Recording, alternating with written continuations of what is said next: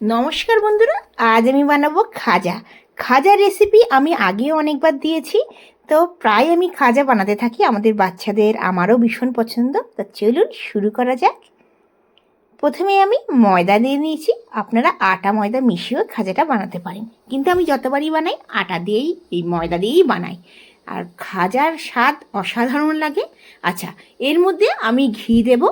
অবশ্যই ঘি দিয়ে ময়াম দিলে কিন্তু খেতে বেশি ভালো হবে রিফাইনের তেলের থেকে। আচ্ছা, আমি এখানে 3 চামচ ঘি দিয়ে দিলাম। আপনারা রিফাইন অয়েল দিলে 4 চামচ রিফাইন অয়েল দেবেন। আচ্ছা, ভালো করে আগে ময়াম দিয়ে নেব। এই খাজাটা বানিয়ে আপনারা অনেক দিন স্টোর করে রাখতে পারবেন। আচ্ছা, এবার ময়াম দেওয়া হয়ে গেলে আস্তে আস্তে আমি অল্প অল্প করে জল দিয়ে দেবো। একটা শক্ত ব্যাটার মানে ডোটা বানাবো, যেমন রুটি ময়দা হয় তার থেকে কিছুটা শক্ত, কারণ আমি আধা ঘন্টা মতন রেখে দেবো।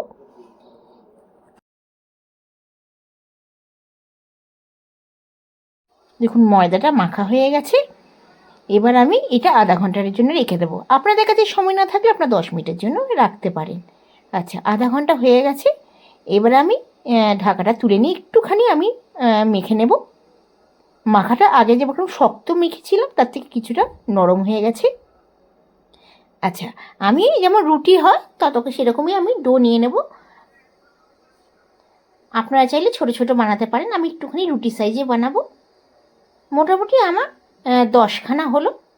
আমি 5-5খানা করে খাজা বানাবো, মানে 5টা লেয়ার দিয়ে তারপর খাজাটা বানাবো। আপনারা 4টে রুটিরও বানাতে পারেন, 5টা রুটিরও বানাতে পারেন, আবার 6টারও বানাতে পারেন। আমি 5টা রুটি বানাবো। আচ্ছা, সবগুলো আমি আগে বেলে নেব। আমি কিন্তু এই প্লেটে কিন্তু কর্নফ্লোর নিয়ে নিয়েছি। অল্প করে কর্নফ্লোরে ছিটা দিয়ে আমি কর্নফ্লোর দিয়ে বেলে নেব। আপনারা চাইলে ময়দা দিয়েও বেলতে পারেন। আচ্ছা, দেখুন আমি এক একটা করে বেলে রেখে দিই। সবগুলো আমার বেলা হয়ে গেছে। এবার আমি যে বেলেছি এটা কিন্তু ভীষণ পাতলা বেলেছি, এটা মাথায় রাখবেন। যত পাতলা হবে খাজাগুলো কিন্তু খেতে ভীষণ ক্রিস্পি হবে। আচ্ছা, আমি ওপর থেকে ঘি দিয়ে দেবো। আপনারা চাইলে রিফাইন অয়েলও দিতে পারেন, এটাই রিফাইন অয়েল দিলেও চলবে।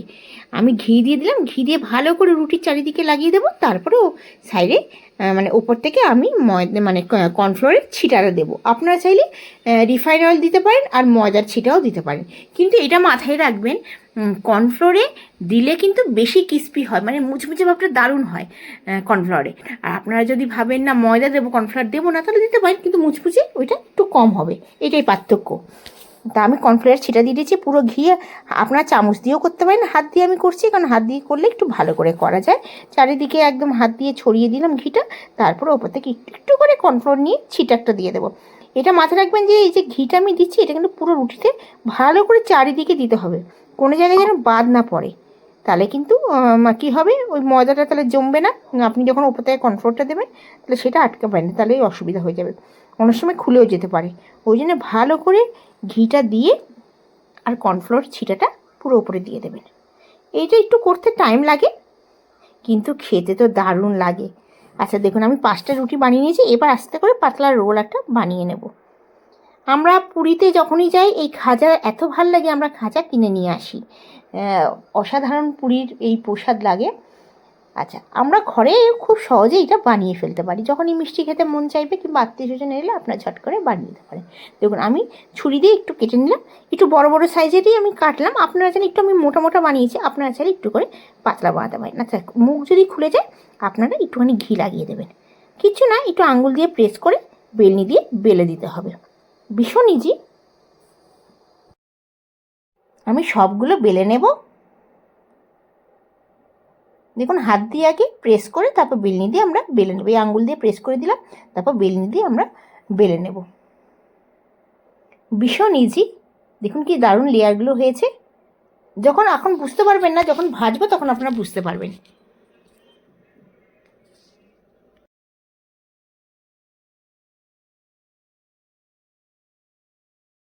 দেখুন সবগুলো আমি বেলে নিলাম। এবার আমি কড়াইতে রিফাইন অয়েল দিয়ে দিলাম। গ্যাসের ফ্লেমটা একদম লো করে দিয়েছি। আমরা কিন্তু লো ফ্লেমেই এই খাজাগুলো ভাজবো, আমরা কিন্তু ফ্লেম একদমই হাই করব না। তাহলে কি হবে, ওপর থেকে রং এসে যাবে আর ভেতরে কাঁচা থেকে যাবে, মানে মুচমুচে ভাবটা কিন্তু একদমই হবে না। আমি বেশি দিইনি, এই 4খানা মতন আমি খাজা দিলাম। একটুখানি দেখবেন তেল থেকে উপরে উঠে গেলে আপনারা এটাকে উল্টে দেবেন। 5 থেকে 7 মিনিট সময় লাগে একটু ফ্রাই হতে। কারণ আমি গ্যাসের ফ্লেমটা একদম লো করে ভাজবো, তবেই কিন্তু ক্রিস্পি হবে।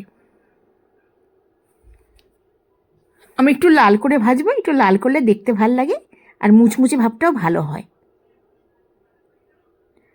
আপনারা যদি ভিডিও দেখতে দেখতে ভালো লাগে অবশ্যই লাইক করবেন, আর যদি আমার চ্যানেলকে এখনও পর্যন্ত সাবস্ক্রাইব না করে থাকেন অবশ্যই সাবস্ক্রাইব করার অনুরোধ রইল। দেখুন আমি তুলে নেব, তুলে একটা টিস্যু পেপারের মধ্যে রেখে দেব। আপনারা কিন্তু খাজাগুলো ঘিতে ভাজতে পারেন, তাহলে কিন্তু স্বাদ কিন্তু অনেক বেশি ভালো হবে। আচ্ছা, আমি সেম ওয়েতে আরও বাকি দিয়ে দিলাম। আমাদের ঘরে প্রায় আমরা খাজা বানিয়ে খাই। আমরা যেখানে বাইরে থাকি এখানে মিষ্টি পাওয়া যায়, কিন্তু কলকাতার কোনো মিষ্টি পাওয়া যায় না। রসগোল্লা খুব ভালো পাওয়া যায়, কিন্তু এখানকার মিষ্টি লাড্ডু ফাড্ডু পাওয়া যায়। এখানে মিষ্টিও ভীষণ ভালো, কিন্তু বেশিরভাগ ক্ষীর দিয়ে মিষ্টি। যখন আমাদের কলকাতায় ছানা দিয়ে মিষ্টি আমরা খাই, দিল্লি সাইডে মিষ্টি কিন্তু ক্ষীর দিয়ে মিষ্টি বেশি তৈরি হয়। খেতে কিন্তু ভালো লাগে, কিন্তু যতই বলুন কলকাতার রসগোল্লা একটা আলাদা। এখানে গোলাপ জামুন দারুণ স্বাদের লাগে, খুব সুন্দর লাগে গোলাপ জামুন। আমি কলকাতায় খেয়েছি কিন্তু অত ভালো লাগে না। এখানে পুরো ঘিতে ভাজা গোলাপ জামুন পাওয়া যায়। এখানে বেশিরভাগ মিষ্টি অনেক মানে দামি, আর কিন্তু খেতে কিন্তু দারুণ লাগে, কিন্তু সবগুলো যেন ঘিতে বানানো বেশিরভাগ মিষ্টি, আর খেতে ভীষণ ভালো লাগে। তো মিষ্টি আমরা এমনিতেই এখান থেকে কমই কিনি, আমরা কলকাতার মিষ্টি বেশি ভালো লাগে। তো আমি খাজা প্রত্যেক মাসে আমি বানাই। এদিকে আমি চিনির রসটা বানিয়ে নিচ্ছি। আমি এখানে 1.25 কাপ জল দিলাম, আর তাতে 1.25 কাপ চিনি। আপনারা যদি আধা কাপ জল দেন তাহলে আধা কাপ চিনি দেবেন, 1 কাপ জল দিলে 1 কাপ চিনি দেবেন। দেখুন আমার খাজাগুলো মোটামুটি ভাজা হয়ে গেছে, উল্টে পাল্টে নেব, হয়ে গেলে তুলে নেব।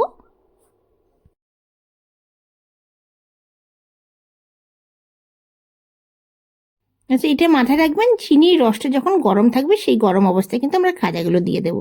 একদম ঠান্ডা হলে কিন্তু রসগুলো একদমই ভেতরে যাবে না। চিনির রসটা ভালোই গরম আছে, আমি যতটুকু আসবে 4-5টা করে আমি দিয়ে দেবো। আর দিয়ে বেশিক্ষণ রাখবো না, 30 সেকেন্ড রাখলেই এর রস চলে যাবে ভেতরে। দেখুন কি সুন্দর লেয়ার হয়েছে। অবশ্যই আপনারা বানিয়ে দেখতে পারেন, খেতে কিন্তু অসাধারণ লাগে, আর বানাতেও দেখুন কতগুলো লেয়ার হয়েছে। আপনারা বুঝতে পারছেন কিনা জানি না। আমার ভিডিওটা আপনাদের কেমন লাগছে অবশ্যই জানাবেন। যদি ভালো লাগে কমেন্টসে জানাবেন আমার রেসিপিটা ভালো লেগেছে কিনা, আমি যে যেটা করে আমি খাজাটা বানিয়েছি আপনাদের ভালো লেগেছে কিনা আপনারা কমেন্টসে জানালে আমার ভীষণ ভালো লাগবে। ঘরে অবশ্যই বানাবেন, বেশি বানানোর দরকার নেই, 1 কাপ ময়দাতে বানালে অনেকগুলো খাজা হয়ে যায়। মোটামুটি আমার এখানে 12খানা মতন খাজা হয়ে গেছে 1 কাপ ময়দাতে। এবার আমি কি করব, এই আপনার 1 মিনিটের মতো রেখে দিয়েছিলাম, 30 সেকেন্ড এক পিঠ রেখেছিলাম, 30 সেকেন্ড আর পিঠ রাখলাম, 1 মিনিটের মতো রেখে দিলাম। রেখে এবার আস্তে করে আমি তুলে নেবো জালির মধ্যে। এর থেকে বেশি রাখার দরকার নেই, তাহলে চিনিটা ভেতরে বেশি চলে যাবে আর ওটা ক্যাটকেটে মিষ্টিটা হয়ে যাবে। এরকমই রাখবেন, আর অবশ্যই চিনি রসটা যেন গরম হওয়া চাই। এবার আমি বাকি দিয়ে দেবো, বাকিগুলো অল্প অল্প করে দিয়ে দেবো।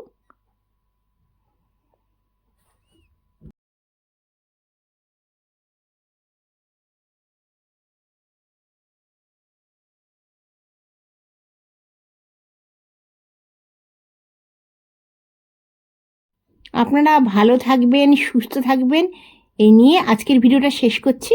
দেখুন সবগুলোতে লেয়ার এসছে, আপনাদেরকে দেখাতে পারছি কিনা জানি না, সবগুলোই লেয়ার হয়েছে। আমি সির্ফ 5টা রুটি বানিয়েছি, আপনারা 4টেরও বানাতে পারেন, 6টারও বানাতে পারেন। 6টা বানালে অনেকটা বেশি হয়ে যায়, একটু অসুবিধা হয়, কিন্তু 4টে কিংবা 5টা রুটি বানালেই আপনার সুন্দর লেয়ার এসে যাবে। দেখুন কি দারুণ লাগছে না, কালারটা এত সুন্দর এসছে মানে বলে বোঝাতে পারবো না। আপনারা অবশ্যই বানাবেন আর খাবেন আর কমেন্টসে জানাবেন। প্রত্যেকটা খাজা লেয়ার হয়েছে, আর দেখতে কিন্তু অপরূপ সুন্দর লাগছে। যখনই মন করবে যে একটুখানি মিষ্টি খাই, তখনই আপনারা এই খাজাটা খুব সহজে বানিয়ে ফেলতে পারবেন। দেখতে যতটা সুন্দর, খেতে কিন্তু দারুণ লাগে। এই খাজার স্বাদ কিন্তু একদমই অন্য।